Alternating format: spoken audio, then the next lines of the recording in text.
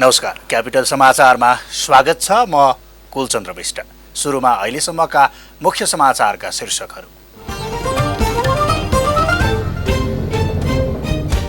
सांसदहरूद्वारा समसामयिक राजनीति र क्षेत्रगत विषयमा सरकारको ध्यानाकर्षण, सदनप्रति विश्वास कायम राख्ने वातावरण मिलाउन माग, प्रधानमन्त्री संसद र सिंहदरबारमा आउन डराएको टिप्पणी।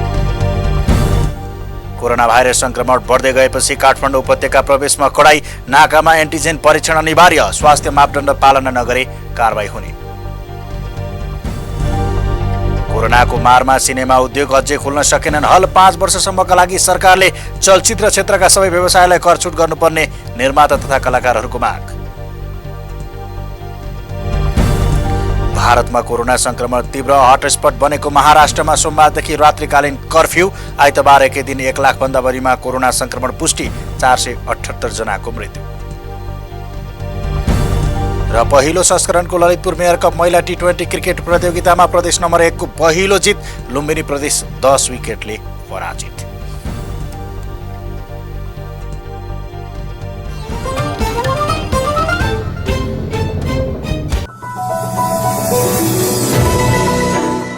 अप्ठ्यारो भएको ठाउँ कहीँ पनि मैले देखाएको छैन। कुनै काममा कसैले अप्ठ्यारो पारेको त देखिँदैन। एक अर्काको अन्तर्विरोध यति धेरै चर्केको अवस्था छ कि त्यसो भएको हुनाले कानुनी रूपमा पुष्टारको अवस्था भन्न सकिए तापनि राजनीतिक रूपमा चाहिँ हामी त्यो ठाउँमा छैनौँ भने लाग्छ। नयाँ ढङ्गबाट चाहिँ हामीले मुलुकलाई राजनीतिक निकास दिएर अगाडि बढ्नुपर्छ। सोचोमोचो मिलाएर, बनावटी अँगालो मारेर त पार्टी एकताबद्ध हुन्न। अनि राजदूत पनि हुने अनि नागरिक समाज पनि मै हुँ भन्ने त्यो दोहोरो भूमिका चाहिँ खेल्न मिल्दैन। मानवाधिकार कर्मीलाई तिम्रो गैर राजनीतिक हौ भनेर भन्न चाहिँ मिल्दैन। मानव अधिकार भनेको नै राजनीति हो। 50 चाहिँ मिड पोइन्टलाई गरेका छ। 50 मिड पोइन्ट भने 50 भन्दा कम आएको मुलुकहरू चाहिँ भ्रष्ट मुलुकमा गनिन्छ। हामीले सहयोग गरेको देशहरू आज कहाँ पुगिसक्यो अनि त्यही देशमा चाहिँ हामी गएर चाहिँ अहिले रोजगारको लागि जाँदैछौँ। त्यो बाँकी पनि राख्नुपर्छ, फेरि भोलि चुनावमा जानलाई छैन त्यो राखिन्छ। यो अब दुध छ, दुध त राम्रै दुध हो, अलिकति अमिलो भएपछि दुध त फाटिहाल्छ नै। यो एकताले यिनीहरूको सबै पुरानो गजागोले भएको हो।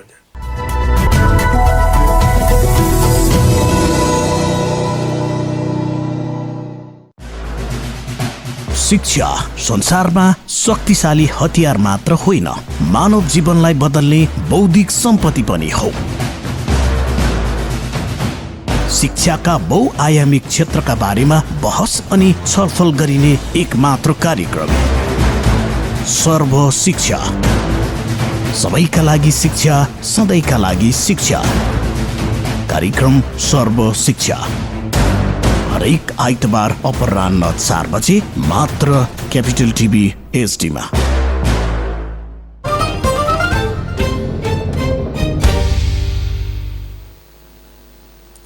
क्यापिटल समाचार अब विस्तारमा। सांसदहरूले समसामयिक राजनीतिक विषय र क्षेत्रगत विषयमा सरकारको ध्यानाकर्षण गराएका छन्। संघीय संसद प्रतिनिधि सभाको सोमबारको बैठकको शून्य समयमा बोल्दै उनीहरूले समसामयिक राजनीतिक विषय, संसदको प्रभावकारिता, विकास निर्माण लगायत विषयमा सरकारको ध्यानाकर्षण गराएका हुन्। शून्य समयमा बोल्ने अधिकांश सांसदहरूले 165 वटा बाटोहरूको बालुवाटारबाट शिलान्यास भए पनि ती बाटोका डिपिआर पनि नभएको भन्दै सो कार्यमाथि प्रश्न गरेका थिए। एक रिपोर्ट।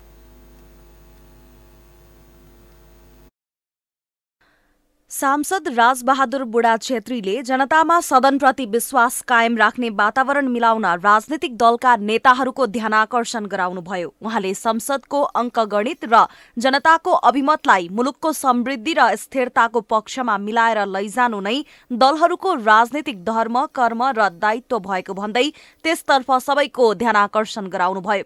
सांसद रङ्गमती शाहीले संविधान विपरीत संवैधानिक परिषद सम्बन्धी अध्यादेश ल्याएका प्रधानमन्त्रीले महिला हिंसाका विधेयकहरू ल्याउन दिएनन् भनेर ढाकेको आरोप लगाउनुभयो। उहाँले संसदले बनाएका प्रधानमन्त्री संसद र सिंहदरबारमा आउन डराएको टिप्पणी गर्नुभयो। म भ्रष्टाचार गर्न पनि दिदिन भन्नुहुन्छ। जसले राज्यको कर छली गर्न सक्छ उसैको घरमा पार्टी कार्यालय स्थापना हुन्छ। नागरिकता जस्ता अति महत्त्वपूर्ण विधेयकहरू थन्किन्छन्। हजारौं नागरिक बाटोमा छन्। संविधान विपरीत संवैधानिक परिषदको अध्यादेश ल्याइन्छ अनि महिला संसदले महिला हिंसाका विधेयकहरू अध्यादेशहरू अगाडि ल्याउन दिएन भनेर बाँच्नुहुन्छ हाम्रो सम्माननीय प्रधानमन्त्रीज्यू। सांसद मोहन प्रसाद पाण्डेले सिद्धार्थ राजमार्ग अन्तर्गत पोखरादेखि बुटवलसम्मको सड़क खण्ड मर्मत तथा स्तरोन्नतिका लागि सरकारको ध्यानाकर्षण गराउनुभयो। उहाँले शालिग्राम मार्गका लागि बजेट विनियोजन नगरिएकोमा गुनासो गर्नुभयो। योगेश कुमार भट्टराईले ताप्लेजुङ दोभानका आगलागी पीडितलाई तत्काल आवास र दैनिक आवश्यकताका भूकम्प पीडित सरहको राहत सहयोग उपलब्ध गराउन सरकारको ध्यानाकर्षण गराउनुभयो। ताप्लेजुङ जिल्लामा पटक पटक आगलागीको पीडा महसुस भइरहेको छ र बजारमा मात्रै सदरमुकाममा मात्रै केही वर्षभित्रै 5 पटक भन्दा बढी आगलागी भएको छ। यस्तो अवस्थामा म सम्माननीय सभामुख मार्फत दोभानमा भएको आगलागी पीडितहरूलाई तत्काल आवास र दैनिक आवश्यकताको व्यवस्था गर्न साथै दीर्घकालीन पुनर्स्थापनाको लागि भूकम्प पीडित सड़कको सुविधा उपलब्ध गराउन नेपाल सरकारसँग माग गर्न चाहन्छु। सांसद मोहन बानियाले कर्णाली राजमार्गको सुर्खेतदेखि नागमसम्मको अधिकांश सड़कमा कालोपत्र बिग्रेर खाल्डाखुल्डी परेको र वर्षासँगै हिलाम्य हुने भएकाले रारा जाने पर्यटकीय सो मार्गलाई कालोपत्र मर्मत गर्न माग गर्नुभयो। राजेन्द्र कुमार केसीले मेलम्चीको पानी कृतिपुरमा नपुगेको भन्दै तत्काल कृतिपुरवासीलाई पानी वितरणको व्यवस्था मिलाउन सरकारको ध्यानाकर्षण गराउनुभयो। उहाँले डीपीआर नै नभइकन प्रधानमन्त्रीले 165 वटा सड़कको शिलान्यास गरेको उल्लेख गर्दै कुन सड़कको शिलान्यास भएको हो भनेर प्रश्न गर्नुभयो। सम्माननीय प्रधानमन्त्रीजीले 165 वटा संसदीय चुनाव क्षेत्रमा रणनीतिक सड़कको शिलान्यास गर्नुभएको छ। हालसम्म पनि कतिपय क्षेत्रमा सड़क योजनाको पहिचान भएको छैन, डीपीआर बनेको छैन, साइट क्लियरेन्स भएको छैन। यस्तो अवस्थामा कुन सड़कको शिलान्यास गर्नुभएको हो कृपया प्रधानमन्त्रीजीले बताइदिनुहुन्छ कि भन्ने चाहिँ निवेदन गर्न चाहन्छु। सांसद भीमसेन दास प्रधानले प्रधानमन्त्रीले संसद चलिरहेका बेला राजनीतिक विषयमा सदन बाहिर धारणा राख्नु गैर जिम्मेवारी, अराजनीतिक र असंवैधानिक चरित्र भएको टिप्पणी गर्नुभयो। सांसद भैरव बहादुर सिंहले बझाङका 12 वटा स्थानीय तहमा खडेरी परेको हिउँदे बाली सुकेको र स्थानीयहरू भोकमरीको चपेटामा परेको भन्दै तत्काल खाद्य आपूर्ति गर्न सरकारसँग माग गर्नुभयो। त्यसैगरी शून्य समयमा बोल्ने अन्य सांसदहरूले 165 वटा बाटोहरूको बालुवाटारबाट शिलान्यास भए पनि ती बाटोका डीपीआर पनि नभएको भन्दै सो कार्यमाथि प्रश्न गरेका थिए।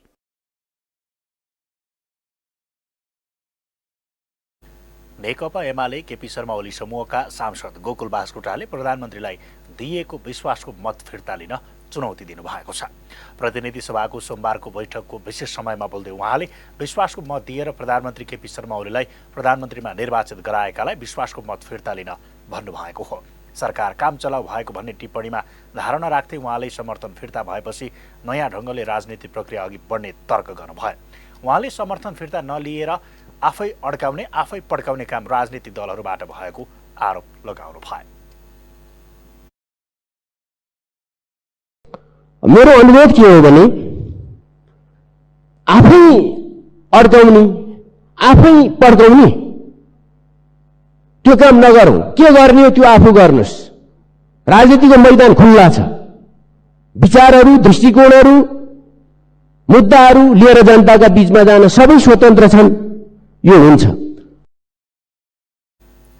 वर्तमान सरकार काम चलाउ नभएको दाबी उहाँले गर्नुभयो। उहाँले विगतमा शेरबहादुर देउवाको नेतृत्वको सरकारको समयमा काम चलाउ सरकारको मन्त्रीमण्डलको झुण्डमा लम्पट भएर बसेको आरोप पनि लगाउनु भयो। कुनै एउटा दलले सत्ता कब्जा गरेको अवस्था नभई चेक एन्ड ब्यालेन्समा सरकार चलेको भन्दै उहाँले जनताको अभिमत लिनका लागि जनताबीच जान प्रधानमन्त्रीले चालेको कदम सही भएको दाबी गर्नुभयो। सरकारले आगामी जेठ र असारमा कोभिड संक्रमणको दर उच्च बिन्दुमा पुग्न सक्ने भन्दै स्वास्थ्य मापदण्डलाई पालना गर्न सबैलाई आग्रह गरेको छ।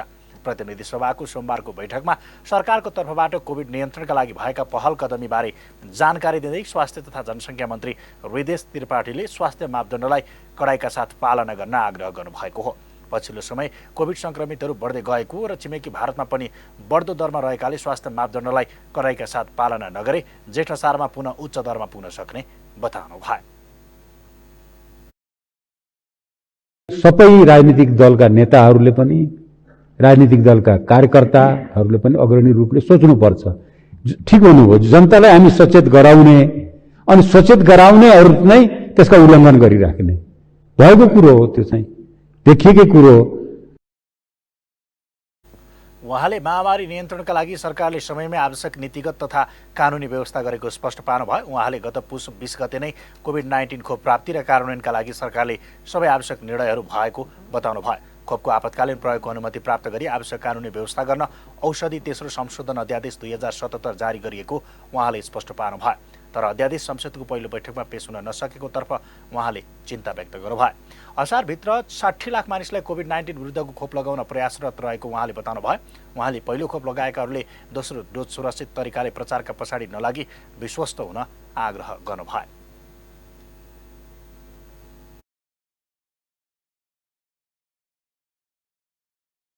अब कोभिड खोप अभियान जहाँसम्म छ निःशुल्क नै छ। हामी आधारभूत जनसङ्ख्यालाई निःशुल्क रूपले लगाउने भनेका छौँ।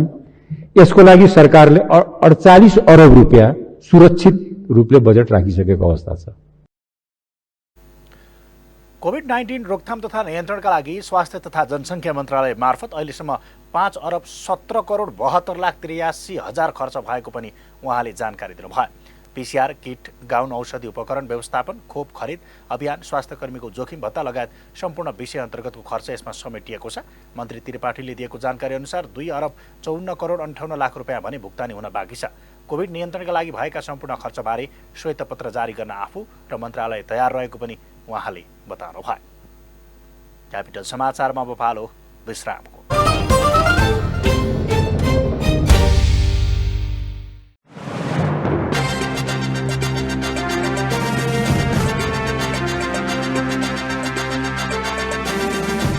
काठमाडौँ महानगरपालिकाले पुरानो कमल पोखरीको पुनर्निर्माणमा मनोमानी दोहोर्याएको छ।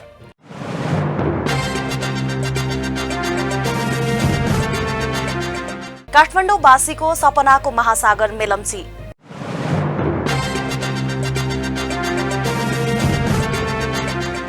अहिलेको राजनीतिक दाउपेच हेर्दा लाग्छ बालुवा निचरेर तेल आउँदैन।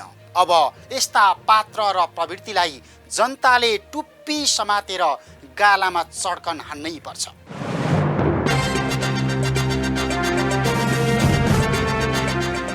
ऊ भने बुट, लाठी, मुक्का, लात, सङ्गीन, बन्दुक, तोप देखाउँछ।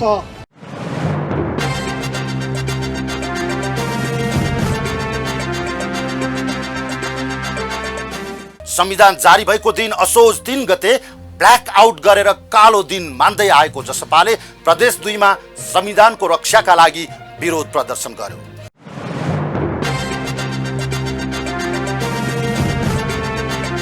आखिर कठोर कानुन र प्रहरी प्रशासनको अपराध विरुद्ध निर्मम बन्ने प्रतिबद्धताका बावजुद किन अपराधीको मनोबल बढिरहेको छ त?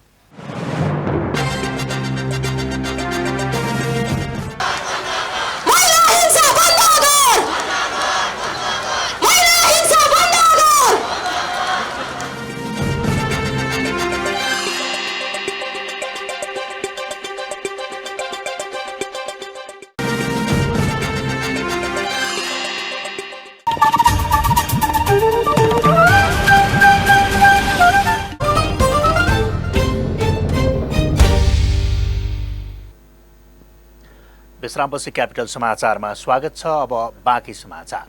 काठमाडौँ उपत्यका प्रवेश गर्न अनिवार्य एन्टिजेन परीक्षण गर्नुपर्ने भएको छ। काठमाडौँ जिल्ला कोभिड-19 सङ्कट व्यवस्थापन समितिको सोमबार बसेको बैठकले सम्बन्धित नगरपालिका मार्फत काठमाडौँ प्रवेश गर्ने नाकामा स्वास्थ्य जाँच गरी एन्टिजेन परीक्षण गर्ने व्यवस्था गर्ने निर्णय गरेको हो। यस्तै एन्टिजेन परीक्षणबाट नेगेटिभ देखिएको र लक्षणदेखि शङ्कास्पद लागेमा पीसीआर परीक्षण गर्न स्वाब सङ्कलन गरी पठाउने निर्णय पनि बैठकले गरेको छ। टेस्ट चाहिँ गर्ने, त्यसपछि नाकाका नगरपालिकाहरूले चाहिँ स्वास्थ्य हेल्थ डेस्क स्थापना गर्ने र त्यहाँ सम्पर्क व्यक्तिहरू पनि तोक्ने, अनि सङ्क्रमण भएको व्यक्तिहरूलाई चाहिँ पीसीआर टेस्ट गर्ने र त्यसको अब कन्ट्र्याक्ट ट्रेसिङ गर्ने पनि भन्ने निर्णयहरू भएको छ। यस्तै सबै नगरपालिकाहरूमा सञ्चालित आइसोलेसन केन्द्र र क्वारेन्टाइन केन्द्रहरूलाई अद्यावधिक राख्ने र सबै नगरपालिकाले आफ्नो नगरपालिकाभित्र कम्तीमा एक-एकवटा आइसोलेसन केन्द्र र क्वारेन्टाइन केन्द्र सञ्चालन तथा व्यवस्थापन गर्ने निर्णय पनि बैठकले गरेको छ। यस्तै विद्यालयहरूमा चेतनामूलक कार्यक्रम सञ्चालन गर्ने, विद्यार्थीहरूलाई मास्क लगाउनेदेखि कक्षा कोठालाई व्यवस्थित गर्ने कार्य शिक्षा कार्यालय मार्फत गर्ने निर्णय पनि भएको पराजुलीले बताउनुभयो। हरेक अब विद्यालयमा पनि अब चेतनामूलक कार्यक्रमहरू सञ्चालन गर्ने शिक्षा कार्यालय मार्फत चाहिँ अब त्यहाँको विद्यार्थी शिक्षकहरूलाई चाहिँ अनिवार्य रूपमा मास्क लगाउने, त्यसपछि कक्षा कोठाहरू व्यवस्थित गर्ने, अनि त्यसपछि साबुन पानीको व्यवस्था गर्ने, सेनिटाइजरहरूको प्रयोग गर्ने भन्ने कुराहरू पनि थाहा छ।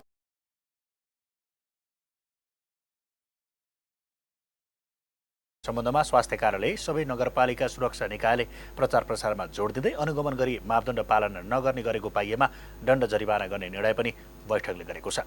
प्रमुख जिल्ला अधिकारी पराजुलीका अनुसार कोभिड-19 का संक्रमितको केस इन्भेस्टिगेसन र कन्ट्र्याक्ट ट्रेसिङ गर्ने व्यवस्था स्थानीय तह मार्फत गर्ने निर्णय पनि बैठकले गरेको छ।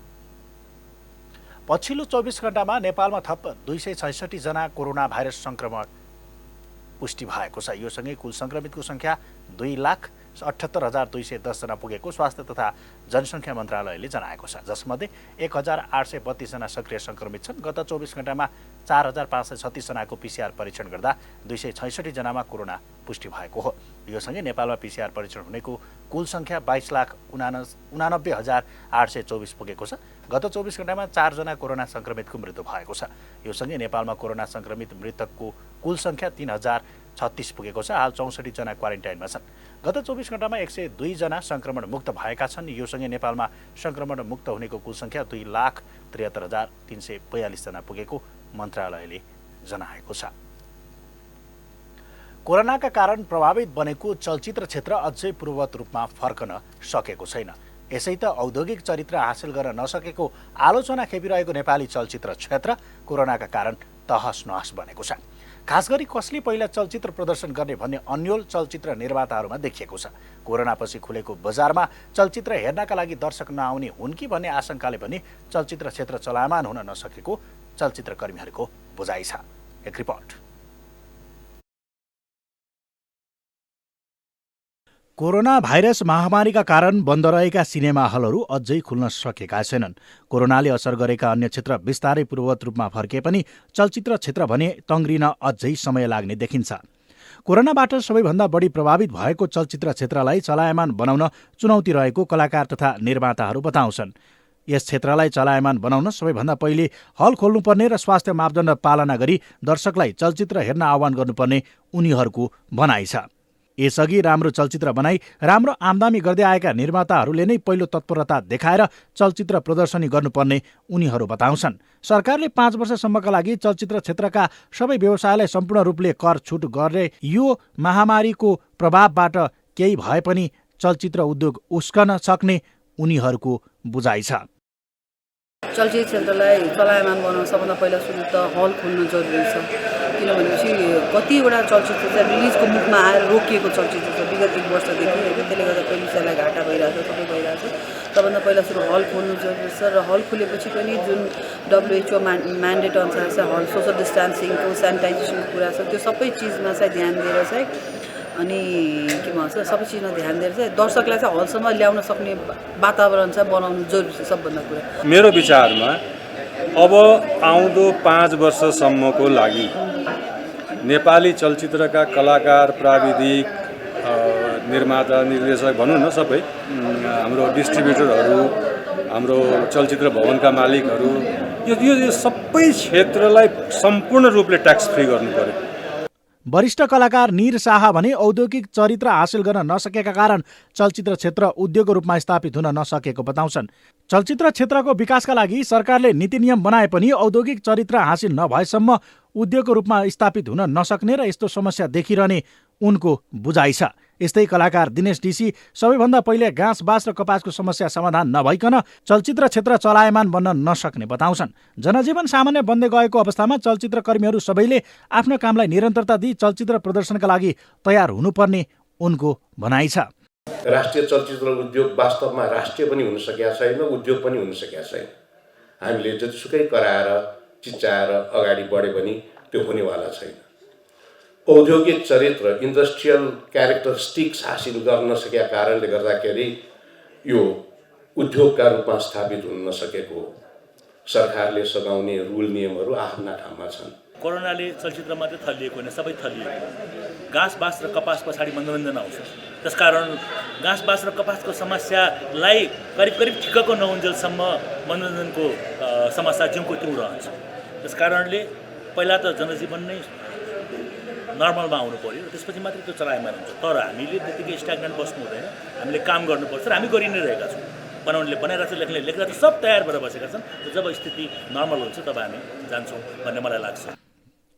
कोभिडपछि जनजीवन बिस्तारै सामान्य बन्दै गएको अवस्थामा पनि चलचित्र क्षेत्र सुचारू हुन सकेको छैन। खास गरी कसले पहिला चलचित्र प्रदर्शन गर्ने भन्ने अन्यल चलचित्र निर्माताहरूमा देखिएको छ।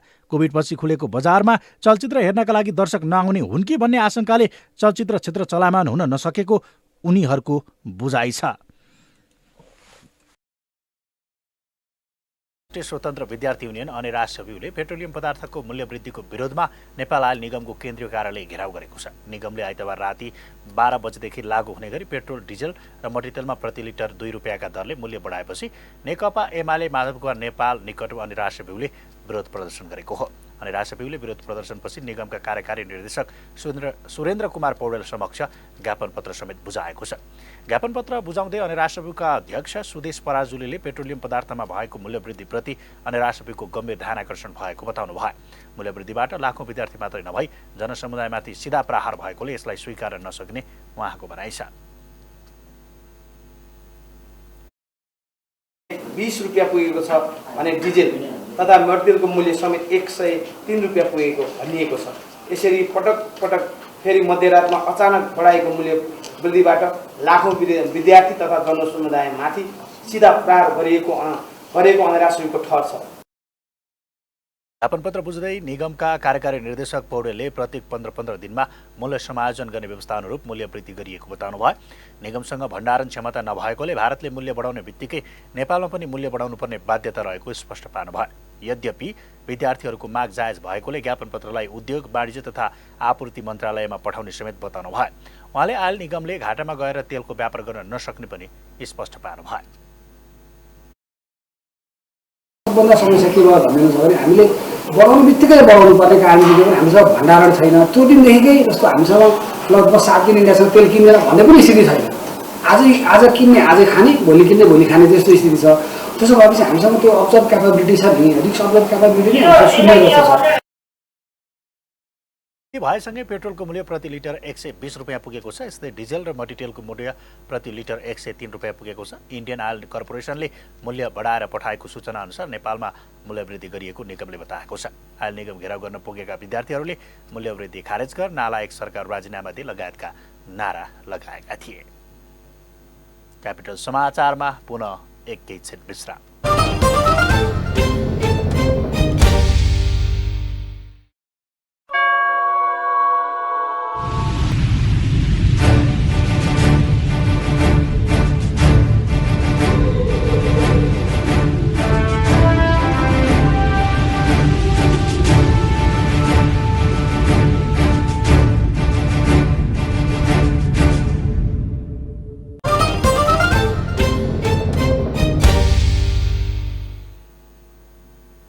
विश्रामपछि क्यापिटल समाचारमा पुनः स्वागत छ। अब पालो आर्थिक समाचारको।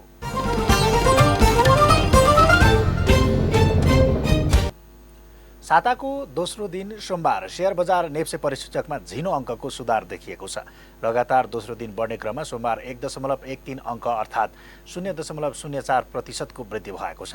यद्यपि आइतबारको तुलनामा कारोबार रकममा भने सोमबार केही गिरावट आएको छ। आइतबार 25.71 अङ्कले बढेर 2657.61 बिन्दुमा पुगेर रोकिएको नेप्सी सोमबार 2658.78 बिन्दुमा पुगेको छ। सोमबार बैंक, विकास बैंक, वित्त, निर्जीवन बीमा, जीवन बीमा र लगानी समूहका लगानीकर्ताले गुमाएका छन्। व्यापार, होटल र पर्यटन, जलविद्युत, निर्माण तथा उत्पादन, लघुवित्त, अन्य र म्युचुअल फन्डका लगानीकर्ताहरूले पनि सोमबार कमाएका छन्। सोमबार 4वटा कम्पनीको सर्किट लेभलमा कारोबार भएको छ। सोमबार कुल 7 अर्ब 29 करोड 67 लाख रुपियाँको कारोबार भएको छ। सोमबार कुल 212 कम्पनीका 73,598 कारोबारबाट 1 करोड 58,53,993 किता सेयर किनबेच भएको छ। अब पालो खेल समाचारको।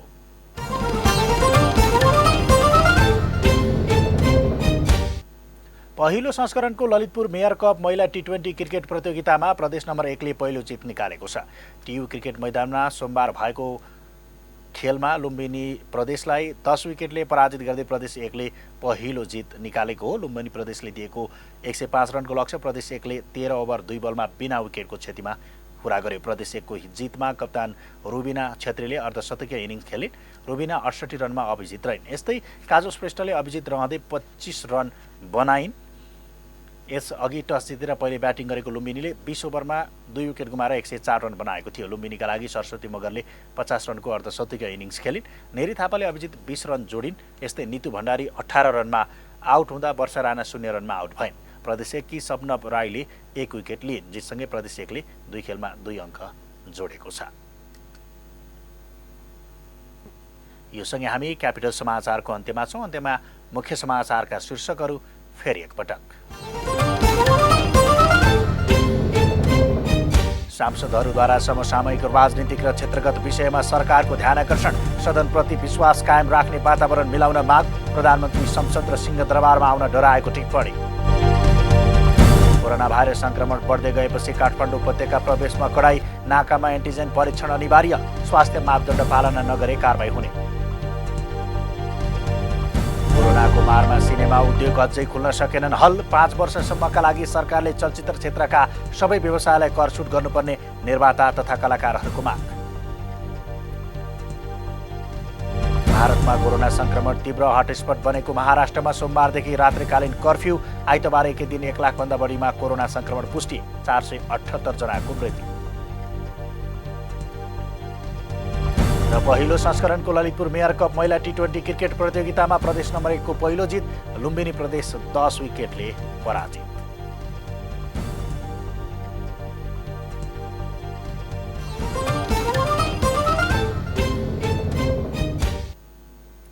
हवस् त, क्यापिटल समाचार अहिलेलाई सकियो। सूचना, मनोरञ्जन र ताजा समाचारका लागि क्यापिटल टेलिभिजन हेर्दै रहनुहोला। नमस्कार।